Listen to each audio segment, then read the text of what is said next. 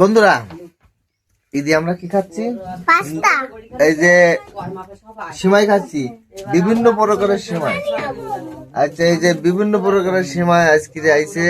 চুটকি সিমাই আছে, গোলে লালা সিমাই আছে, তারপরে আছে উগান্ডা সিমাই আছে, মানে বিভিন্ন প্রকারের সিমাই। আর এত পরিমাণ লোকজন এই জায়গায় বলার বাইরে। এই যে একটা, ঠিক আছে, এটা কি? এটা একটা লুডুস এবং সেই খাবার কি আছে? পাস্তা। কি আছে বলো তুমি? এটা কি আছে? পাস্তা। আর কি আছে?